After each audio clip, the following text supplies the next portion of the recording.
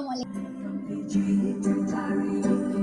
Hoy ya está en la caja de bateo el maestro, profesor normalista e historiador Ricardo Aragón. Vamos a presentarlo para que... Café Tatiasca, el café del gran señor, café auténtico de altura, presenta.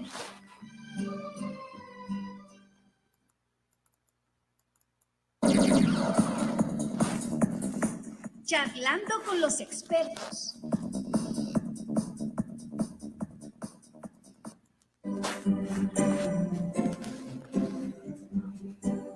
Pues nos quedamos centrados, maestro, con 8 de marzo, día digno, que nos platicaste el lunes, el mero día de la mujer, Día Internacional.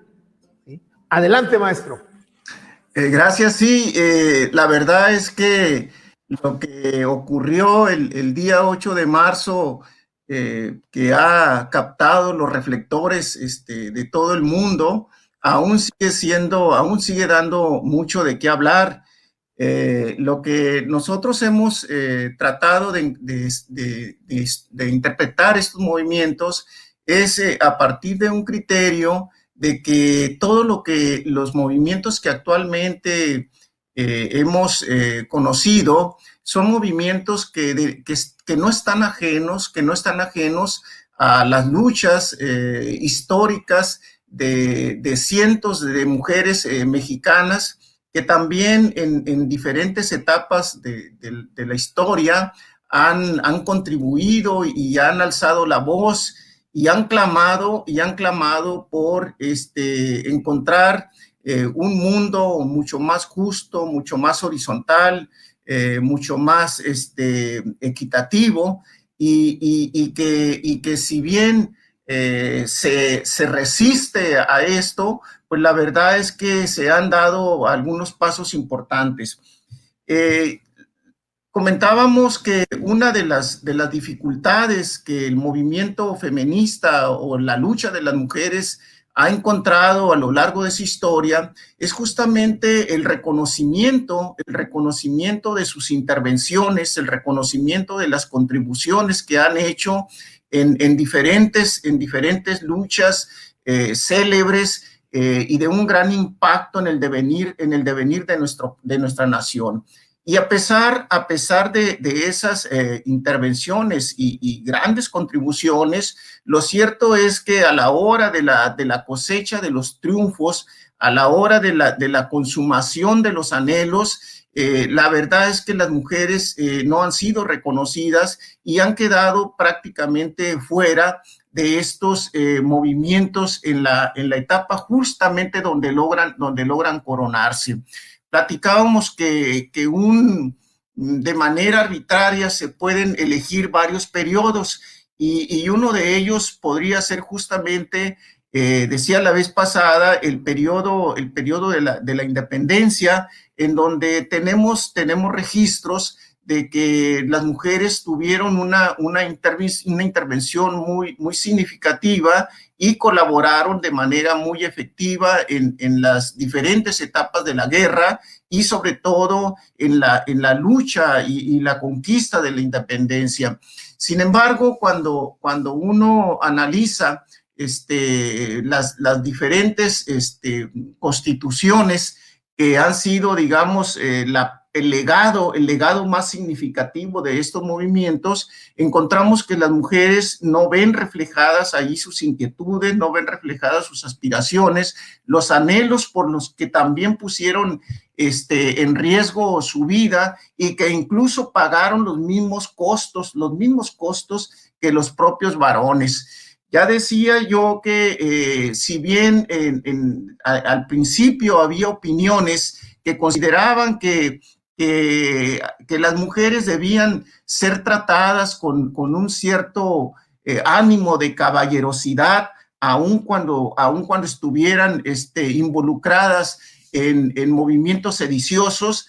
La verdad es que estas opiniones muy pronto cambiaron de importancia y se consideró que debía ser castigadas y debían ser penalizadas como cualquier otro individuo que había participado en la rebelión. De esa manera, tenemos casos de muchas mujeres que fueron perseguidas, que fueron encarceladas, y algunas de ellas incluso fusiladas por sus actividades de sedición y por sus alianzas con los movimientos rebeldes. Creo que un caso que me gustaría citar por una coyuntura que acaba de ocurrir es justamente lo que tiene que ver con la Constitución de 1917. Ya, para los años 20 hay un clamor muy sentido de un grupo de mujeres que tenían reclamaciones muy fuertes a los congresistas del constituyente de Querétaro del 17, justamente porque a la hora de haber elaborado la Constitución, a pesar de que las mujeres habían dado una clara militancia y una clara participación en los distintos bandos de la revolución, y que con esas participaciones demostraban el interés que tenían por abrirse camino en los espacios públicos, en la vida pública, en las instituciones, el deseo de participar en los procesos electorales, ser parte de ellos, votar.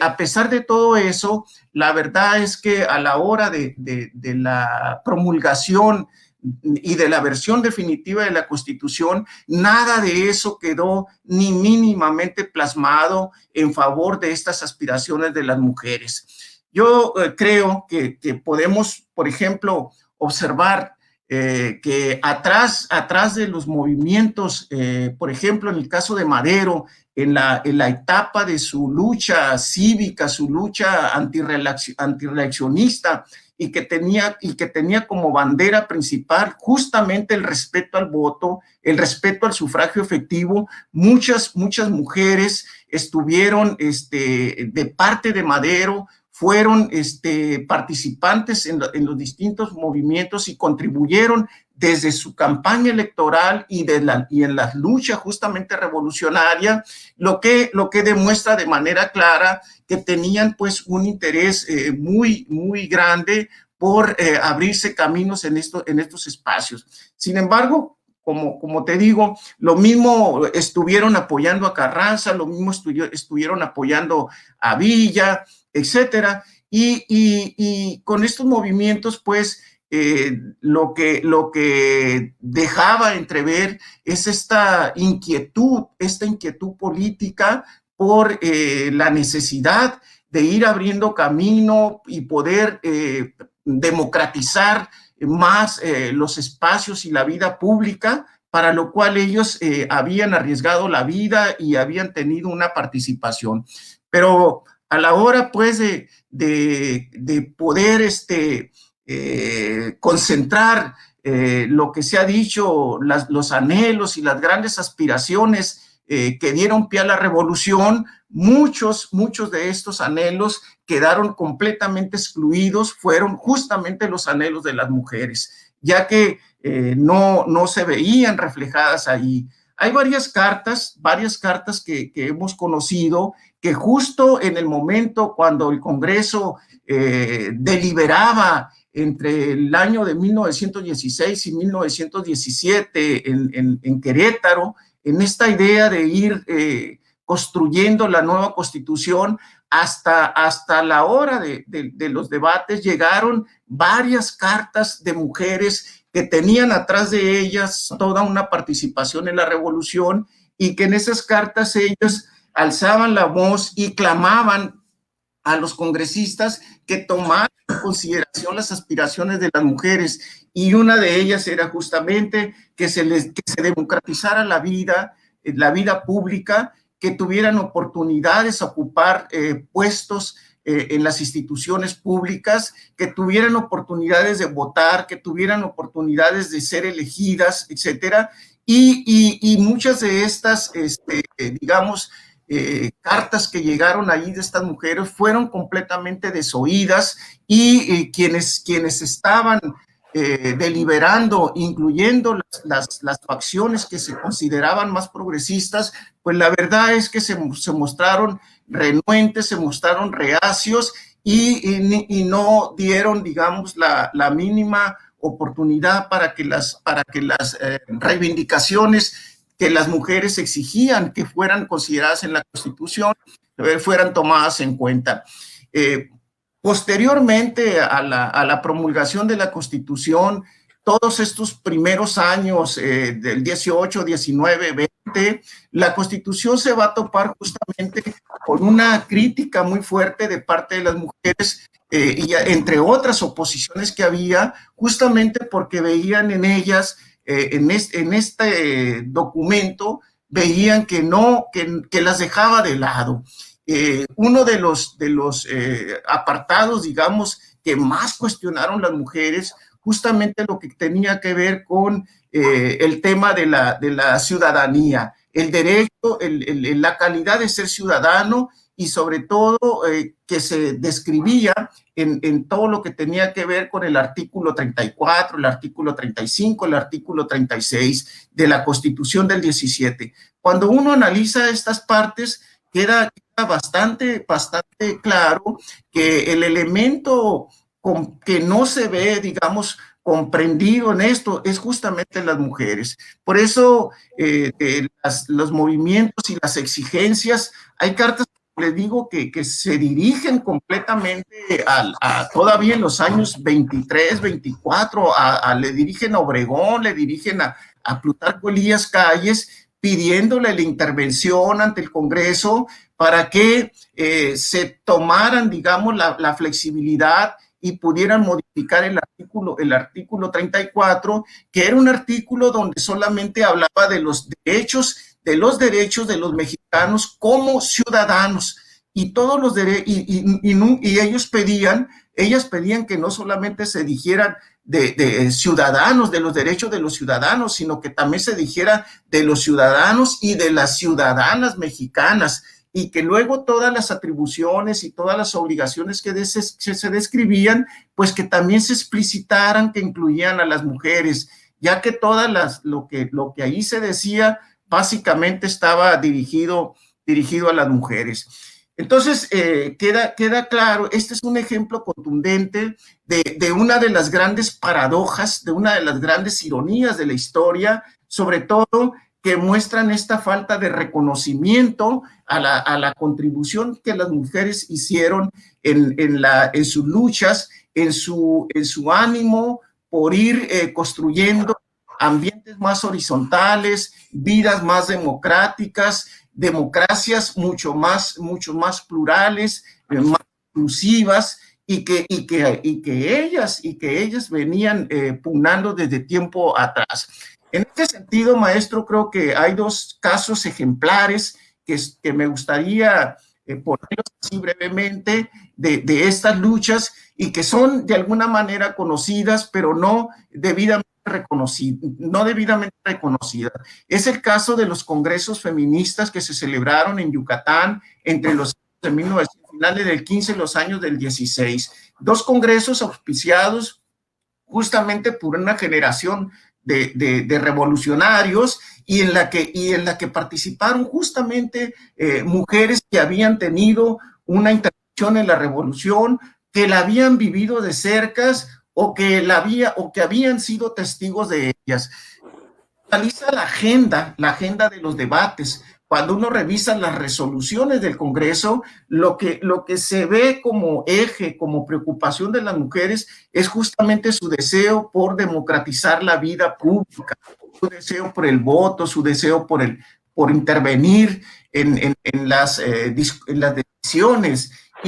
Y esto creo que se pueden señalar. Por eso yo decía que estos movimientos de las mujeres no pueden ser ajenos a los movimientos anteriores, porque si bien siguen estando en las agendas del movimiento de la lucha actual, el problema de buscar una vida más horizontal, más igualitaria, más democrática, más incluyente, claro, con estos viejísimos problemas, aunque con muy nuevos problemas, lamentablemente, ¿no? Y de los que sabemos que el feminicidio es uno de ellos. Porque si uno ve las preocupaciones de las mujeres en estos años, por ejemplo, los años 20, los años de la revolución, de la época del cardenismo, uno no ve que a preocupaciones centrales de las mujeres esté el tema de su inseguridad, no ve el problema de que está en peligro su vida, no, lo que son los problemas culturales en donde ellas se niegan a que por el hecho de ser profesoras se les restringe el derecho a ser casadas, ellas se niegan a que por solo ser mujeres no puedan tener una familia y que sean condenadas justamente a una serie de derechos civiles que los hombres los podían tener. En ese sentido, yo creo, pero hay viejísimos problemas que se arrastran desde entonces, ¿no? Y creo que me parece a mí que por eso decía, estas luchas, desde mi punto de vista, de alguna manera reflejan o hacen escuchar parte de los ecos de aquellas viejas luchas que tenían clamores de mujeres que también alzaban las voces con una serie de dificultades, que salían a la calle, que daban la cara, que ponían en riesgo además de todos los prejuicios del qué dirán y todo eso. Entonces creo que esta parte bien vale la pena no olvidarla, No olvidarse. porque sí, creo que la memoria histórica puede estar parte de los cimientos, parte de la cimentación de todas estas luchas actuales, ¿no? Así es, maestro. Fíjate, este planteamiento histórico que nos haces, profesor, dimensiona lo que pasó el lunes anterior y lo que ha estado pasando en los últimos años. Yo creo que, como dicen, ¿no? Pues la maestra de la vida es la historia, ¿no? Y nos ubica. Y yo decía con Clara el otro día que nos hablaba la maestra Clara Limón de este tema, a lo largo de este siglo, profesor, como bien tú nos relatas, se han estado planteando y se han estado ganando una serie de derechos, que el derecho a votar, que el derecho a ser votada, que el derecho a género. Entonces, si vemos del 17 a la fecha, ¡uy! ¿Cómo se han ganado derechos? Pero parece ser que se han perdido dos derechos fundamentales: el derecho a la seguridad y el derecho a la vida. Sí. ¡Qué paradoja! ¡Qué paradoja! Sí. Maestro, pues muchísimas gracias por tu disertación. Ok, gracias. Nos vemos. El maestro Ricardo Aragón Pérez. Hay que apelar a la historia. Hay que apelar a la historia para poder entender lo que está pasando y poder dimensionar. Gracias por esos conocimientos al profesor Ricardo Aragón Pérez, historiador.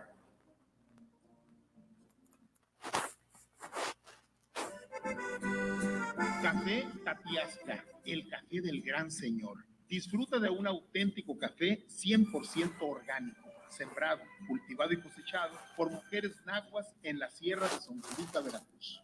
Y solicítalo al 6622-336232. Café Tapiasca, auténtico de altura.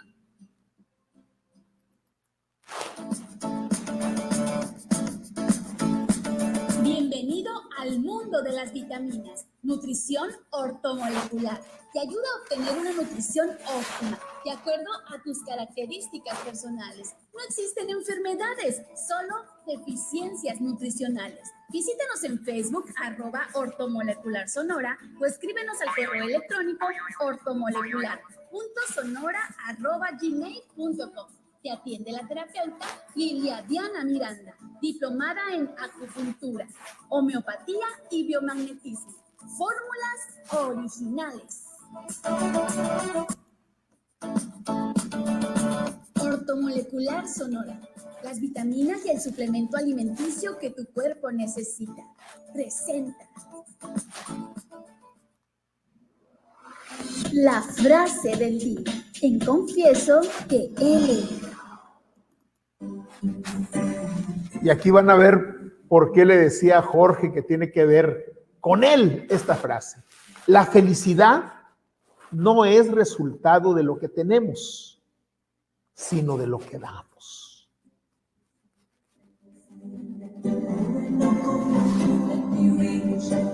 Tomamos nuestro separador, lo colocamos y te recuerdo que es un gusto haber compartido contigo este tiempo y este espacio. Te invito a que lo compartamos de nuevo el viernes y te deseo la mejor de las vidas y la mejor de las noches.